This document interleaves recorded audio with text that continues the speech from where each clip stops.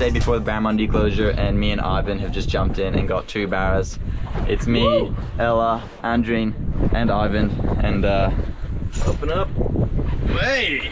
We have unlocked it, and we are absolutely stoked. We're gonna jump back in the water, try get a finger mark, and we'll see you in the water.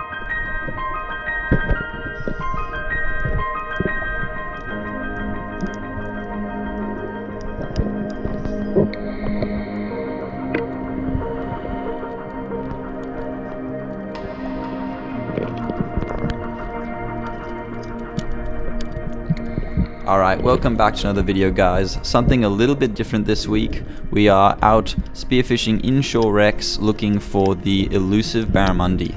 Now, this isn't exactly a fish that we've had a lot of luck with in the past. Often you gotta look for good visibility, other conditions that just don't line up, and even though the video doesn't quite do it justice, this is about as good as you're ever gonna get for visibility on these wrecks. And this is my first dive of the day. I've realized there's lots of bait, we've got visibility on our side, and there's probably a good chance that we'll run into a barramundi. And just here, you can see the first barra sort of spook off. And although it's just run away, it's not actually a bad thing. It's a good sign that they're around and that I've seen my first one. So I've slowly just moved over to the other side, looking for another one. And this just big, massive one comes out of nowhere. And I was really unprepared for it to just swim in like that. Unfortunately, it spooked off and I didn't think I had a good enough shot, so I let it go. And I now just have a bit of a quick look and then start heading for the surface to let Ivan know that there's definitely barras down there and that the viz is quite good. And so now this is Ivan's POV. He's heading down. He knows that there's barras, so he's switched on. He's ready to go for him. And essentially the best thing you can do when you're chasing these fish is just slowly move along these wrecks. You don't want to spook the other fish that are around. It's often the ones you don't want to shoot that spook off and scare everything else. And right here you can see there's one just hiding right there, and Ivan's quickly made a shot before it spooked off. And although he looks like he's put a pretty good shot in there, it's actually not gone the whole way through the fish, so he's quickly gone and grabbed the spear to try and get it all the way through before losing it. And luckily he just puts it to his body, holds it, and that's the first barra of the day. So we were pretty stoked to land the first fish. And keep in mind, we don't often get to shoot these fish on these wrecks. This is really good visibility, and this is the second dive that I've done. Now that we've got one fish, the hopes are high. I'm looking for another one, seeing if maybe that bigger one that I saw before might still be around. And yeah, as you can see, I'm just slowly making my way along the bottom, trying not to scare anything. And there he is, and he sort of does the same thing, goes straight out the same hole. And luckily I put a bit of a spine shot at him, pretty much stopped the fish instantly. And once again, the spear didn't go through. After landing a barra each at the first wreck, we decided to push a little bit further off to one of the deeper wrecks in hopes of finding better visibility. At this wreck, we probably had around between 4 to 6 meters viz on the surface with 2 to 3 on the bottom. And that is pretty much the best we've had as well at this wreck in particular, and about as good as you really need it to be when you're hunting these kinds of fish. Often you get fingermark and barcheat coral trout off this one. Today they didn't really seem to be around. It was a bit unfortunate because I was looking for a nice fingermark, but can't complain when you're seeing big barras. So on this dive here, this is Ivan's first dive on this wreck. He's gone down, he's seen lots of good fish. There's cods, platinum snapper getting around, and lots of bait. This one is sort of split into a couple different sections with a few little pipes that the fish normally hang out in. And this is my first dive on this wreck. I slowly make my way down, just observing what's going on. And even though there is going to be a little bit of difference in the visibility quality between video clips, my camera seems to capture low light a little bit better. And as you can see in this one, it does look quite a lot cleaner. And what I'm doing is I'm just checking all these sort of cave, tunnely looking things.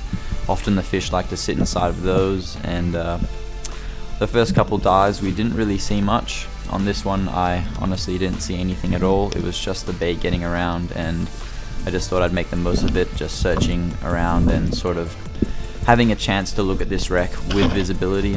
Often we're here with 1, maybe 2 meters of viz, and it obviously makes exploring pretty difficult.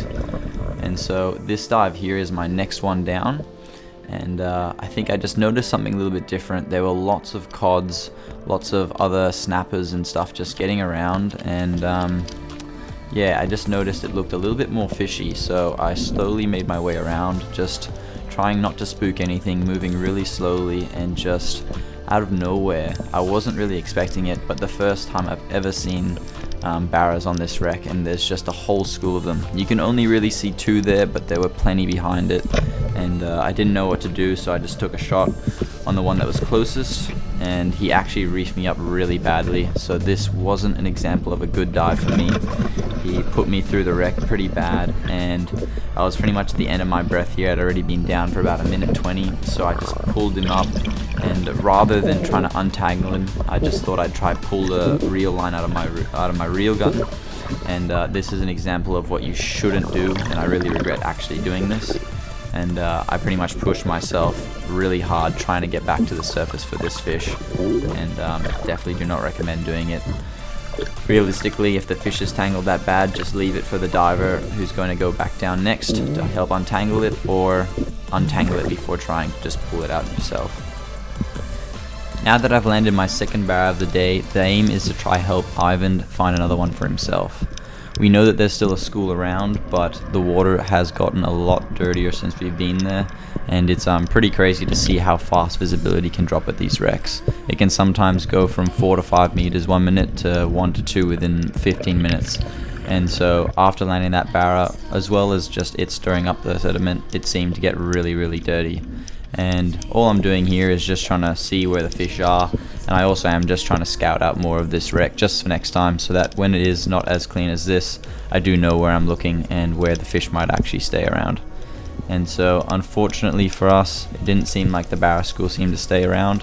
I did have on this dive one of them come near me, but I wasn't looking to shoot another one, so unless Ivan came across it, it wasn't really worth doing anything about it. And just there, he sort of spooks off and runs away, and I try to let Ivan know when I come up to the surface that it's around, but he couldn't quite find it after that. We decide to move off to the last wreck for the day. It's around 9:30 AM at this point, and we've all gotten a couple really nice fish in the esky, so we thought we'd just do one last wreck to see what we can find, hoping for a finger mark, but unfortunately it just didn't seem to be around. And this one's a bit of a trailer boat that's been sunk, and often it holds good bar cheek and cods, and right here I can see there's a pretty big bar cheek. I was pretty sure it was a good one, so I put a shot in it. Luckily it was a good holding shot, and he did stir up the bottom quite a lot, but luckily I got him out and we didn't lose the fish. This one ended up being 71 centimeters, which was very close to my PB for a bar cheek, and nonetheless a really good fish. After getting the trout in the boat, I decided to go for one last dive just to see if anything might have come in from the commotion.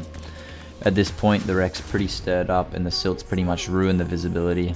Makes it really difficult to find fish when you can't really see that much in front of you. And as you can see, there's just a lot of cods darting around. They seem to hang around no matter what. And at this stage, we're pretty much about to call it and potentially go look for some crayfish in the shallows.